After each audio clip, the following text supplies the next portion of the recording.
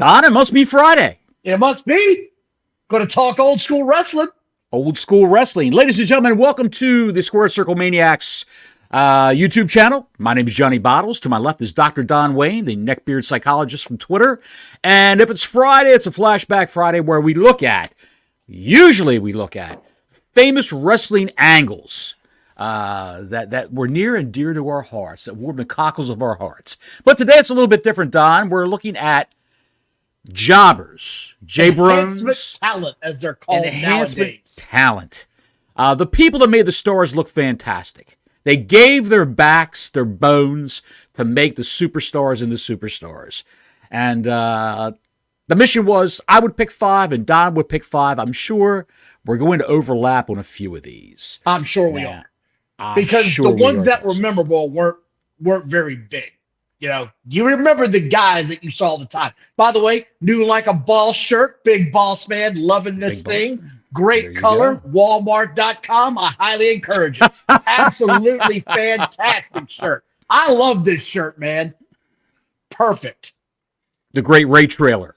The Great Ray Trailer. I do want to say I hope Kenny Omega gets better. We heard before we were on the show he's got a case of diverticulitis reportedly.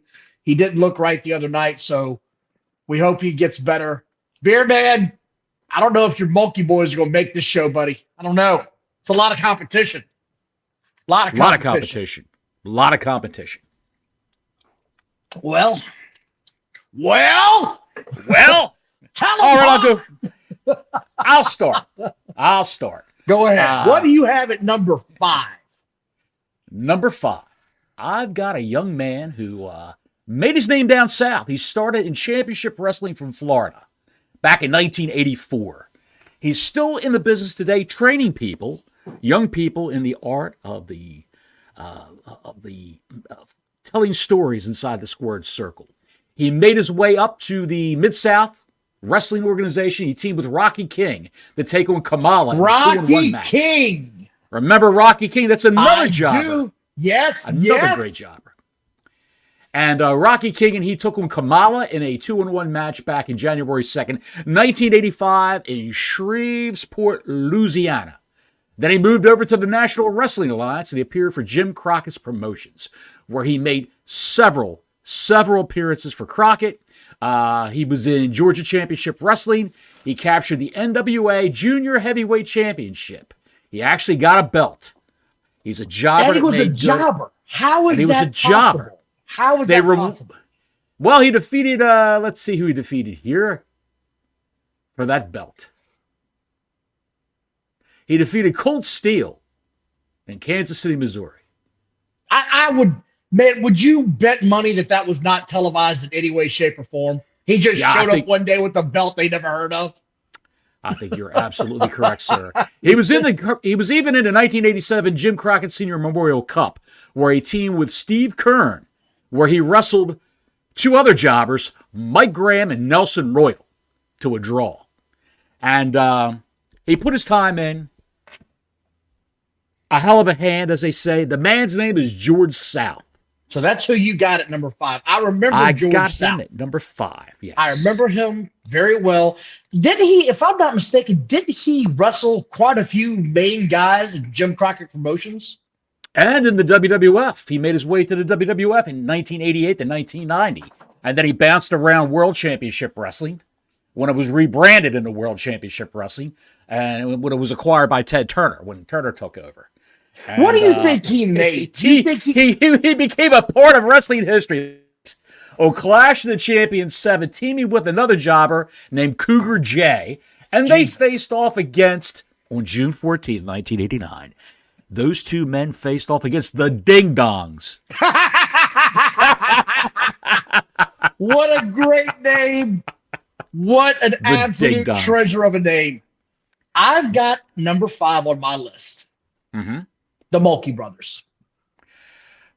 Dude. I've got them 5, and here's why. I knew we were going to overlap. You do not. Well, you can talk about it when I say what I say here. But sure. Here's what made the Mulkey Brothers so great. They were legitimately the only tag team jobbers that I could look up in the history of wrestling that had a long tenure together. Now, you'd see jobbers here and there go together. You'd see them, tag up from time to time. You'd see them get a win from time to time if you were really lucky. You never saw shit like this happen. These dudes were 0 and 180 before they got their first win. They got their first win, 0 and 180, and the crowd went nuts. I watched it today. They even got an interview after the match. It was complete chaos. It was just two guys that you could tell everybody loved backstage. They wanted to have that moment. And I have looked up several videos today. The great Arn Anderson was the first one I saw where he talked about them. He said those guys were old school, tough as nails. They didn't have great physiques. They weren't great athletes, and they got their heads kicked in all the time. All the time, he said they would take these insane bumps. Not that anybody was just power bombing them through tables and shit, but they would take bumps on the concrete. The mat was hard. He talked about how tough they were. Dutch Mantel recently just came out and had a little article, had a little piece about them.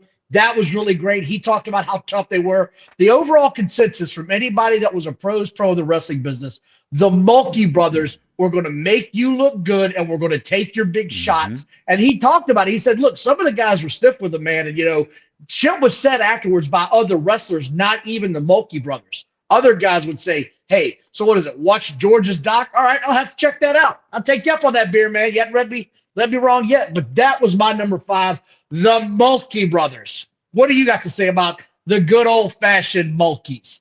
White as goddamn milk toast. Back, and I'm going to get the year. Hang on. Don't have the year, unfortunately. The Midnight Express in the NWA were the U.S. Tag Team Champions and were beating everybody. And Jim Crockett, the promoter, came out, walked up to the announce desk where Jim Cornette and the Midnight Express were and said, I've got a team you haven't beat yet, and you're going to wrestle them in Anderson, South Carolina. And it's the Mulkeys. And this is where the term Mulkey Mania was coined. Yes. Mulkey Mania. The Mulkeys, the match was held at the Anderson Rec Center. And it was the biggest crowd they ever had. The fire marshal had to turn people away because the Mulkeys were wrestling the Midnight Express. And there were people outside standing on each other's shoulders just to look inside the windows. That's how crazy it was. And the Midnight Express were the heavy favorites. The joke was that they were the number 13 contenders for the U.S. Tag Team title, meaning the Mulkeys. And Jim Crockett Promotions only had 9 teams active at the time. So they were taking a shot at the lovable losers. And Cornette did his own bit of promotions by claiming the Mulkeys were the number 1 contenders for the tag team titles. The Mulkeys' primary job was to serve as fodder for all these tag teams up and down in Mid-Atlantic territory and Georgia Championship Wrestling at the time. But against the Midnight Express, it would be a different story. Unlike most of their matches, the Mulkeys actually had offense. Yes, they would get a little bit of shit in. Let me get my shit in, brother. They took them to a 45-minute limit, and they finally went down after 45 minutes. They actually got pinned, but the crowd went crazy. That's a hell of a story, man. Where did you have them ranked on your list before we continue? Let's see. Hang on a second. Let me look it up. I had them ranked at number 3. Okay, so we're not too far off. We're not too far. Not too far off, no. Let me hear it then. All right, you said your piece. What do you got at number 4? I've got, and this guy, I love watching this guy. I'm going to be so curious if we got the same guy at 1. I'm going to be so curious if we do. The great Canadian wrestler, Iron Mike Sharp. All right, we're going somewhere. Go ahead. Iron Mike Sharp always had that leather brace on his forearm, which may or may not contain a steel plate. That was it was speculation and conjecture whether or not he had a loaded wrist brace, depending upon what announcer you talk to. Gorilla Monsoon sort of thought that he had it weighted down with something. And when the man wrestled, no matter who he was wrestling against, whatever move it was, whether it was an eye poke, whether it was a clothesline, a body slam, a kick to the gut, and it was always followed with almost got a spit take. Almost got a spit take. Remember in the original Frankenstein movie when they would shove a flaming torch in Karloff's face? He played the monster. Yes. And the monster would go, Iron Mike Sharp made those noises like that. every single move he would do, whether he was given or getting. He was fantastic. He started in 1973. He was trained by the missing link, Dewey Robertson, at the age of 25. And then he went to Gene Kiniski's NWA All-Star Wrestling up in Canada.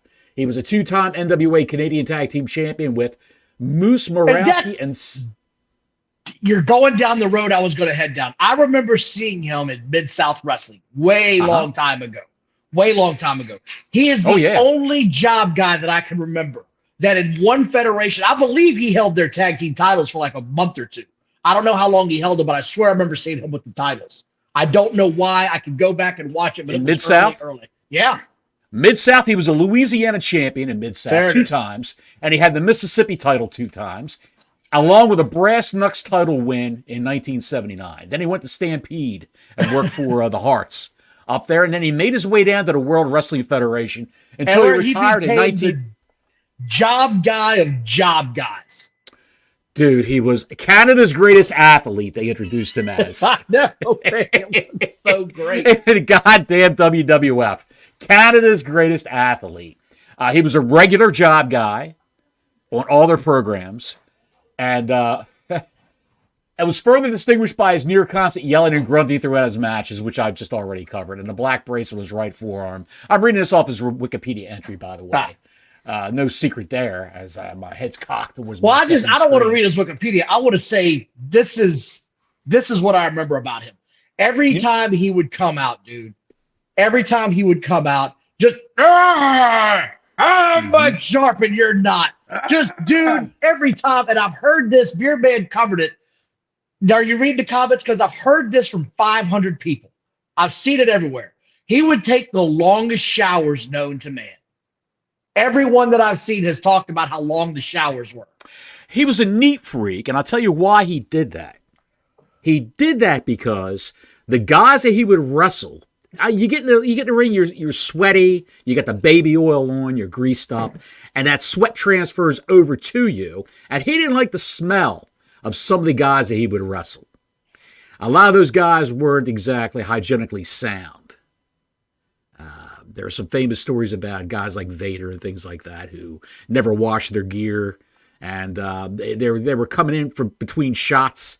Jobbers were coming in from other federations, other organizations, because they were on a per hire, paid right then and there basis, no contracts, of course, and they would hop around. The jobbers would from federation to federation, but they would wrestle for Mid-South in the afternoon and drive like a maniac to a WWE show or WWF show right nearby, not have time to shower, none of that. They'd have to hurry up, and they'd still stink.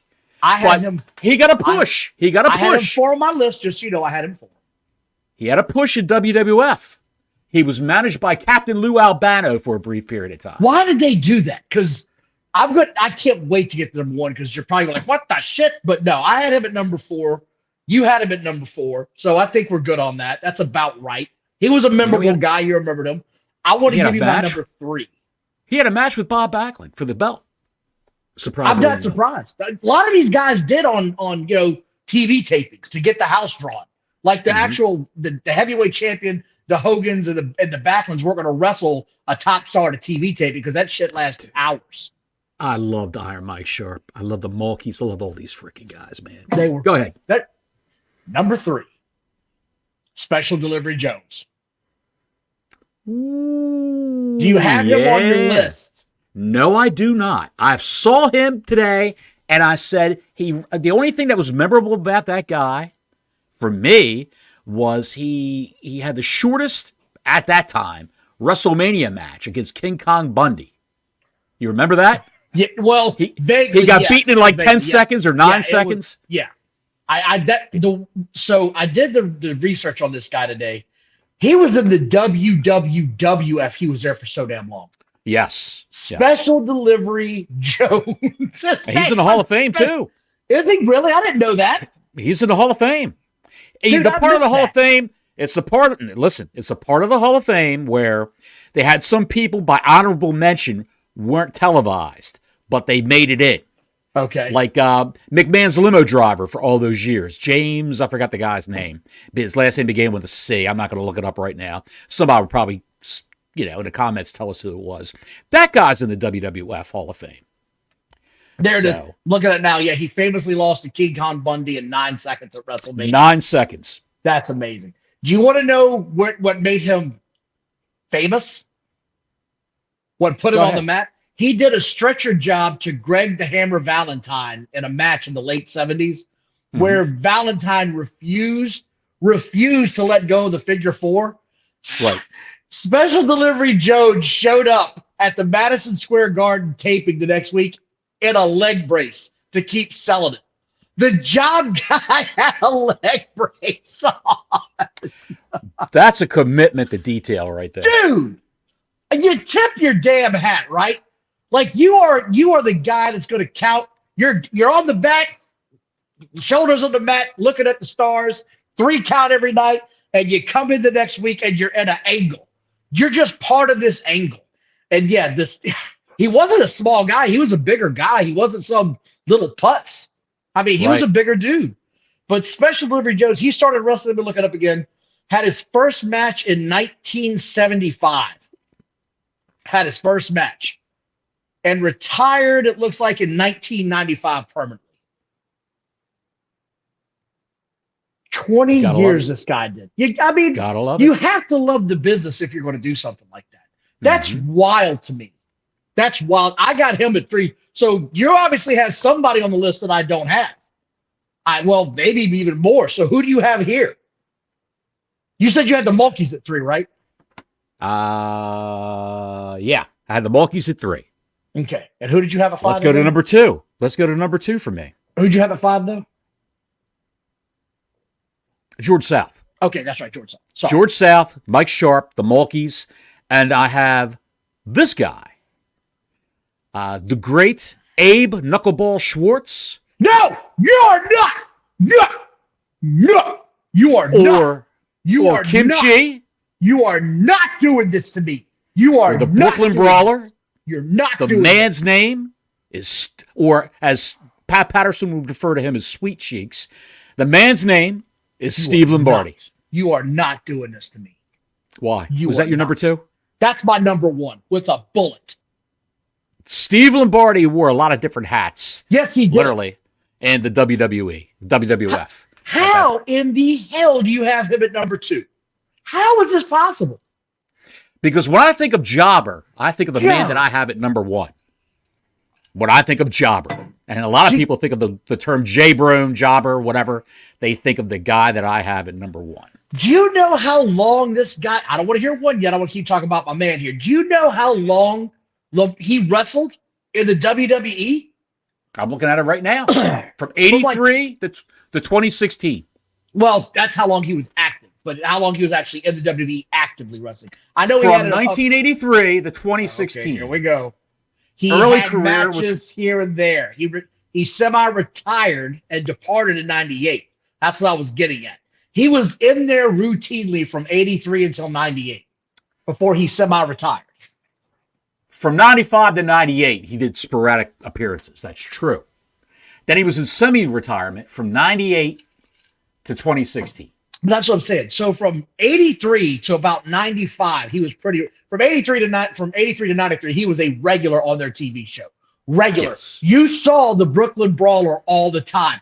He had Bobby freaking Heenan manage him as a Absolutely jobber, did. As an enhancement talent.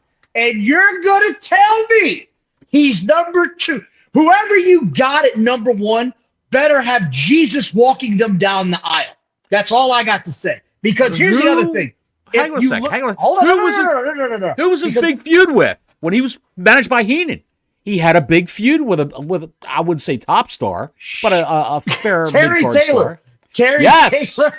And check it out. I watched the episode today where he came out and attacked Terry Taylor and then hit Gorilla Monsoon with the chair too.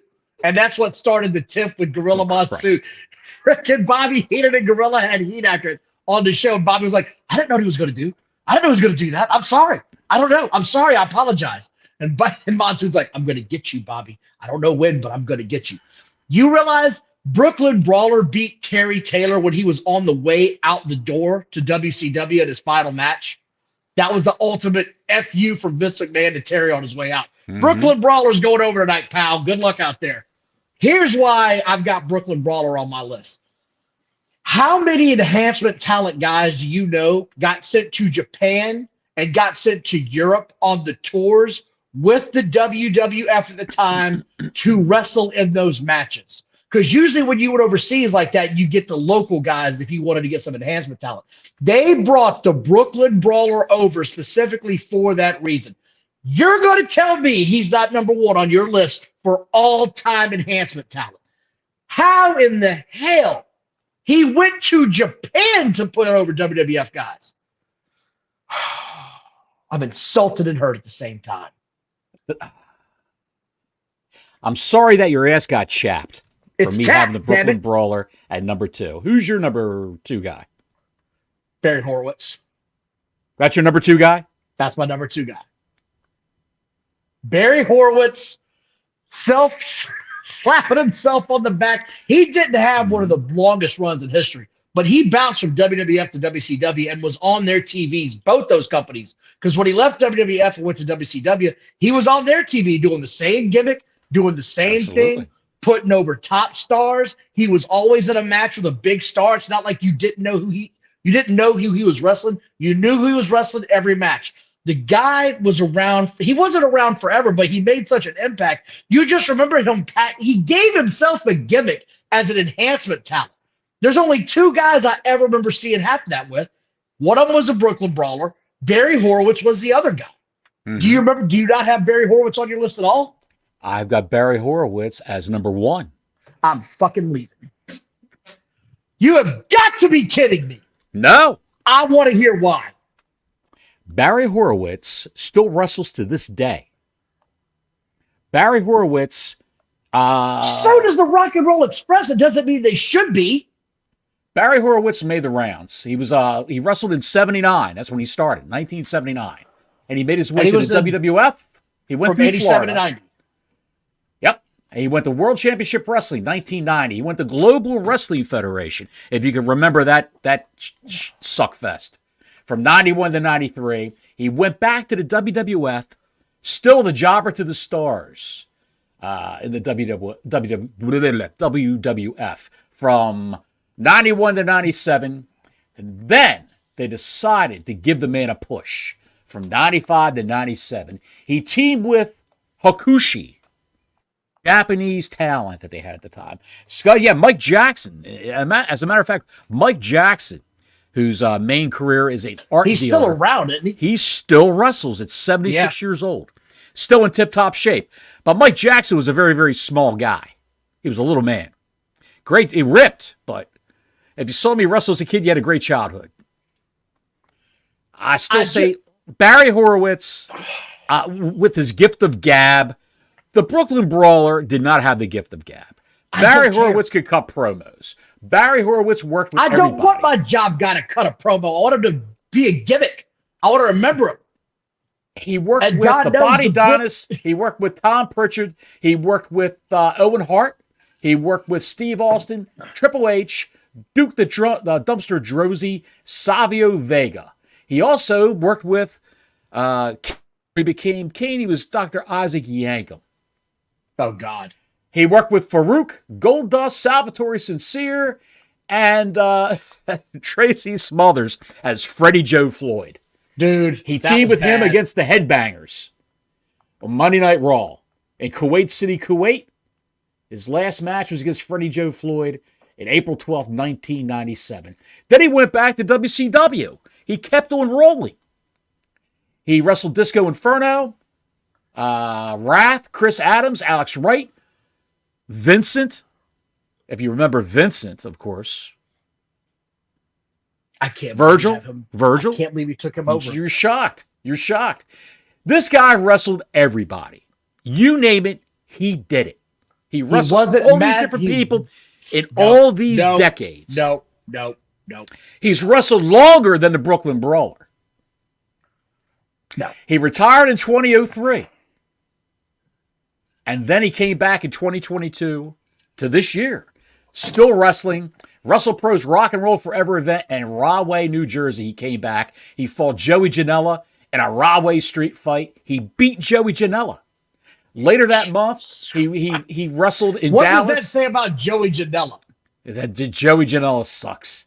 He wrestled Fandango. He wrestled Jimmy Wang Yang, Enzo Amore, and PCO. He teamed with those guys against Atsushi Onita, the Rock and Roll Express, Colt Cabana, and Juice Robinson from AEW. He wrestled Bearman wants to know where's the love for the Italian Stallion. And I looked him up today. He just wasn't quite top 5 material for me. He wasn't top 5 material for me either.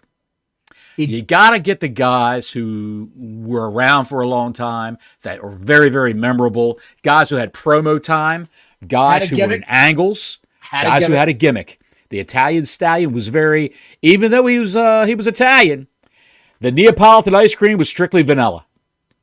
It was very bland. It was. But he looked like $1 million in his younger years. He looked like $1 million, a big barrel-chested young man. He didn't look like your typical enhancement talent guy. He looked like he was a star. He did. Then that damn bell rang, as they say. Yes, and he had 2 left feet and couldn't promo. And yeah, you talked about this guy earlier. Horowitz even went to Impact Wrestling. In February of this year, he wrestled Johnny Swinger. But he didn't have Bobby Heenan as a manager. No, he did not. I'm just saying. Steve Lombardi had so many gimmicks. Steve Lombardi, a.k.a. the Brooklyn Brawler, a.k.a. Doink the Clown, a.k.a. the Screwball Baseball Guy. This guy had almost as many damn nicknames and different angles as the 1-2-3 Kid. Because when what was it? The Lightning Kid, a.k.a. the 1-2-3 Kid, a.k.a. Six Pac, a.k.a. Six, a.k.a. China's Love Doll, a.k.a. X-Pac. You forgot X-Pac. I forgot X-Pac. You forgot that name. Yeah. AKA, like I said. Yeah. That was Steve Lombardi. He had all those gimmicks. And I actually watched that back today when he debuted as the minor league baseball player. God, that was awful. And Vince McMahon is the worst. That guy knows shit all about baseball. Him trying to explain it, and they did the little deal where he slides under the guy's legs when he's wrestling, and Vince McMahon, he's stealing base. It's like, oh my God, the mid-90s were bad. So bad, we're so lucky we still have wrestling. They tried to kill it. He was MVP before MVP. Yes, he was. Then they changed the name of it to Abe Knuckleball Schwartz, I believe, or was it the other way around? They changed it from MVP to Schwartz. You sure? Or was the other way around? He's too Jewish, pal. It was MVP first, then it got changed over to Schwartz. Okay. So yeah, with the makeup, the baseball makeup with the seams. It was so bad. Everything about that was so bad. Everybody knew who he was. It's not even that you knew who he was. It was just like, God, this gimmick sucks. 00 on a weird ass baseball uniform, but on the same time, it was the Brooklyn Brawler. I was going to watch him, even though I was like, God, this gimmick is terrible. Go back to the Brooklyn Brawler, and he did shortly after. It didn't live long. I thought it was sad that the Brooklyn Brawler was, after the push, he was still the Brooklyn Brawler and getting destroyed in like 2 or 3 minutes. Yes. But I mean, that's what he was there for. I do have a list here to see, if you recall some of these names, because some of these guys I don't know. Go ahead. Some guy named Pablo Marquez. Never heard of that guy. I've never heard of that guy either. I remember this name, Johnny Rods. Oh, absolutely. Johnny Rods trained a lot of people. He still trains people up in I believe, Philly. I think he's from Philly. Pa. He calls everybody Pa. Yep. If he's on Twitter, he ends every sentence with the word Pa, whatever that means. Italian Stallions on here. Dwayne Gill is on this list. The former Gilbert from Pasadena, Maryland. Gilbert. He was a custodian. He was a janitor at a high school down in Pasadena, Maryland, where, I'm from Glen Burnie, Maryland, and Pasadena is a little bit south, 15 minutes south from where I lived. And Dwayne Gill made all the rounds of the independent promotions down in Maryland. And then someone saw that he was doing a Gilbert gimmick on the indies, and they brought him up to the WWE to make fun of Goldberg when Goldberg was in WCW. Right. And that's what made him worldwide famous. I mean, that put him on the map. He was a goofball, but it made him some money too.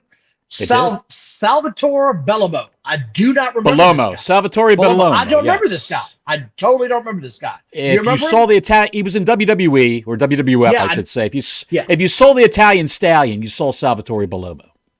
Oh, really? That was the same guy? No, it wasn't the same guy. They came out of the same cookie cutter press. I cannot remember this guy to save my life. Mike Bell. Does that ring a bell? Mike Bell? No. Yeah, I don't remember this guy either. Mike Bell. I'm looking at him now. I actually recognize his face. I do recognize his face. If you saw his face, you'd recognize him. But he doesn't say. Bobby Starr is on the list. Oh, how could we forget the Hollywood Playboy, Bobby Starr? I had him in my top 10. Just not quite top 5, but I had him in my top 10. He was the scourge of WCW. He did the job for, like we talked about in that episode, he did a job for everybody. He want to tell you, he did win the light heavyweight championship for a couple of weeks. Reno Riggins. Don't know that name at all. Reno Riggins, yes. Black-haired, curly-haired dude. Reno Riggins had a green vest he would come out in. I think he had like a deck of cards on the back of it, like a gambler-type gimmick. Do you remember a guy named the Gambler in WCW? Yes. There were 2 gamblers. Do you really? I don't remember this guy at all either. The Gambler in WCW is the guy that Jericho said when the other Gambler died. He said, I'm sorry that so-and-so the Gambler passed away. He was a good friend of mine from WCW. It's a shame. Sorry about your sorry for your family, blah, blah, blah. People said to him on Twitter, it's the other Gambler. It's not the Gambler you knew. That guy's still working on the indies. That Gambler. Larry. Mike Bell was a running back for the Saints. He was also a running back for the Broncos. Don't forget. He was there first. Here's one. You'll remember this guy, Jim Powers. They've got Jim Powers listed as an enhancement guy. He was. He was an enhancement guy for the WWF for years until they decided to push him because he looked like $1 million. They paired him up with Paul Roma. They paired him up with Paul Roma. Power and glory. Yeah, and they got wins. That's why I don't know if I could have put him in there as a job guy. I don't know if I could have put him there. Just because of that reason. Jim Powers got the push, rumor has it, because he caught the eye of a certain booker that worked for the WWF. That's all I'm going to say. Chris, I'm just reading what they say right here. This guy's name was the Gambler. Not Vinny Vegas. He was just called the Gambler. Yeah. He was the Gambler. Yes, he was. Barry O. That was Barry Orton's uncle. Randy Orton's uncle. Bob Orton's brother, Barry O. They wouldn't call this shit. They wouldn't call him Orton because there was a Cowboy Bob Orton already competing for the WWE. Yep, you can't get those two names conflated. I cannot get WWF and WWE out of my mind. I keep calling it the WWE after, for all these years. But back then it was the WWF. And Bob Orton Jr. was the brother of Barry O. Barry Orton. Randy's uncle. He'd come out and go like this. Like the O. Yeah, I'm looking at the picture doing that right now. Yes. Reno Riggins. Do you know Reno? You already mentioned his name. Okay, sorry. You mentioned his name. Joey Maggs. I remember Joey Maggs. Joey Maggs. He was from Baltimore, Maryland. From my home state. Joey Maggiano, I believe his real name was. He trained some people, and I believe Joey passed away. Don't know. It doesn't say that here. But that's all 20 of the list names they have listed here. So we did a pretty good job. Put it this way. They only had a couple of different guys in their top 5. They had the Mulkeys at 9. I was like, nah, I'm not putting the damn Mulkeys at 9. Not when you get famous like that. Absolutely. Those guys that we just mentioned, folks, were great at making the stars look great. That's what they had. That was their job. And some of them got rewarded with a small push. You know what I always wondered? Like, we talked to Bobby Starr about this, right? Mm-hmm. Like, what his payoffs were, and he was open about it. But he just came in for weekends to do, like, 2 and 3 weeks worth of tapings, right?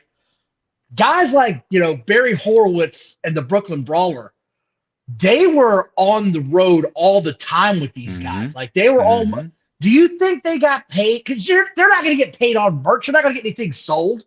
Like, I wonder what those Horowitz had merchandise. When he was getting that little push in WWF. I said that sold. Where's your Barry Horowitz shirt at, Johnny? Yeah. I want the shirt with the handprint on the back, Mom. Can I send in for that? Nobody was buying that shit. They had Where's four my sizes. Abe Knuckleball Schwartz mask?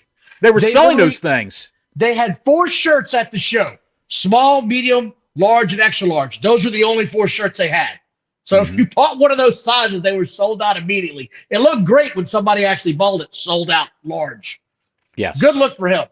So yeah, I always wondered. I'd always like to get a hold of those guys and say, well, I don't want to know what your exact numbers were, but was it enough to make a living on when you were in the business doing this type of stuff? Like, that's what I want to know. Was it enough for you to make a comfortable living, or did you have to go home on Monday and start your 9-to-5 routine, or the 10-hour shifts that you were on?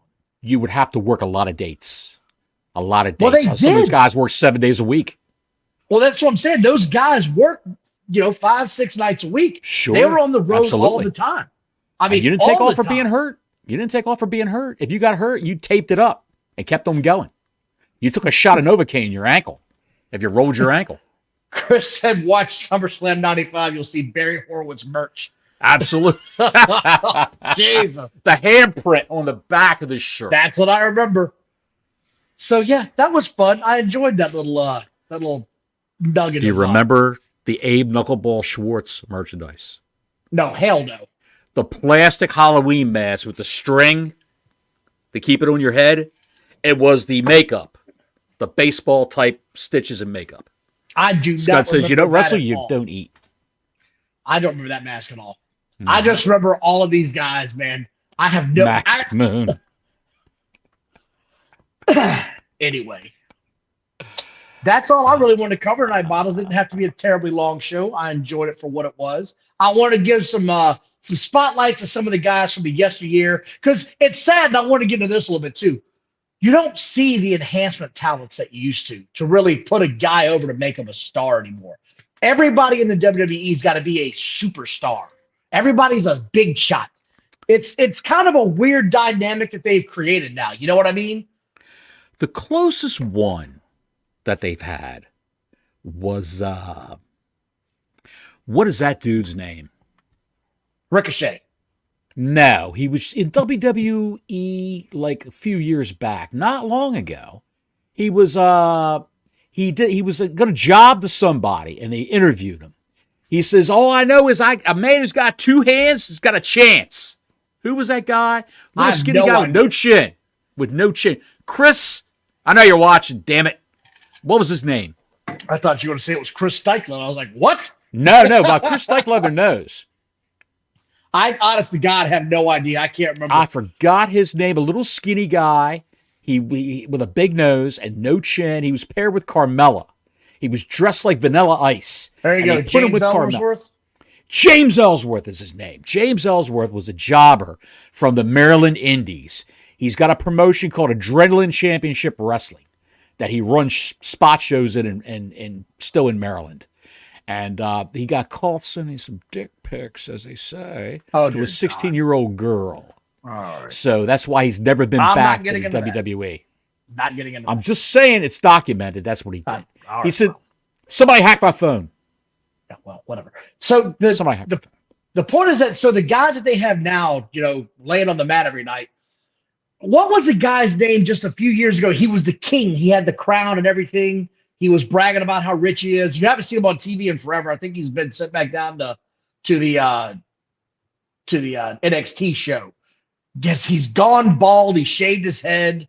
God, what the hell was his name? Are you talking about Karrion Kross? Nope, he's a job guy now. Came back. They're jobbing his ass big time. Yes, they are, because there's every time he gets on the damn show. If they're breaking him down, he's going to come back. He's supposed to be a face. That's the rumor going around. Him and Scarlett are going to be a face. He's getting his face put in the mat every night right now. Yeah, what the hell was that guy's name? What was that guy's name? Corbin. Baron Corbin is in NXT, yes. Like he's like the next enhancement talent guy now. That's what he's doing. It's a weird dynamic. They built him up, and now he's just going to lose every night. He just loses every night he's on the TV. I don't get it. Have you seen him? Weird Have dynamic. you seen him? Have you seen him without a shirt? Yeah, I have. He looks like a large Bill Mulkey. That's what he looks like. He looks like pasty, a large John Moxley. pasty, doughy, pale. Doesn't work out. No muscle definition whatsoever. To Baron Corbin. They used to call his belly Sad Corbin when he got his start down in NXT because he would wrestle without the shirt, and the way he had the big crease from where he looked like a guy who lost a lot of weight, and he had the skin hanging. So it looked like his belly was sad. Yes, his belly was frowning. So they said, two nipples Corbin, made a little frowny face. Corbin, you got to wrestle with a shirt on. So they gave him a sleeveless T-shirt to wear. That said Lone Wolf or whatever on the back. Then his hair was thinning. He had a mullet, and it turned into a skullet. They said, you can shave your head, Corbin. He shaved his head, and it looked okay. And you never see him. You'd never see him now. He's on NXT. I never see him because I'm not watching that. Yeah, he's on NXT now. Even I have They didn't know what to do with him, so they put him down there. And you figure he'd still, work out, try to get some definition. No, he still looks pasty. He's got more tattoos, unfortunate tattoos. I guess he's doing the Brody King. He's doing the Brody King route to cover it all up. Don't they all have to cover up the belly? They all have unfortunate tattoos now. All of them. It looks like a hodgepodge of color and horse shit on their arms. It looks like they fell asleep at a party and they passed out Sharpies and said, how can we fuck this guy up? Yeah, and pretty people much. Just drunk was doodling all over their backs. It looks horrible. It's art, Johnny. You and I don't understand. We're two old men. Good Lord. Whatever. Anyway, that is all the discussion I got me for these old school guys tonight. Tonight on SmackDown, the number one wrestling program in the world. Oh, I'm back. What happened? What happened? Don? Oh, there you are. The number one wrestling program in the world comes back tonight, of course. And Roman Reigns slides into Friday Night SmackDown tonight. He will be there. The Tribal Chief will be there. And they may sow the seeds for a returnee, a female returnee, who is heavily rumored right now to come back to the WWE. You know who I'm talking about, Don? I'm not touching this. I'm not. Some people call her the BOSS. Some people say I'm getting the hell out of this show right now. I'm not touching this shit. You're not going to ruin my mood right now. I'm not ruining your mood at all, Don. It's not going to happen, Paul. What kind of car you drive, Don? You drive a Mercedes? Yeah, son of a bitch. They cost a lot of Monet. I will kick you in the balls. Oh, you're on dad joke street right now.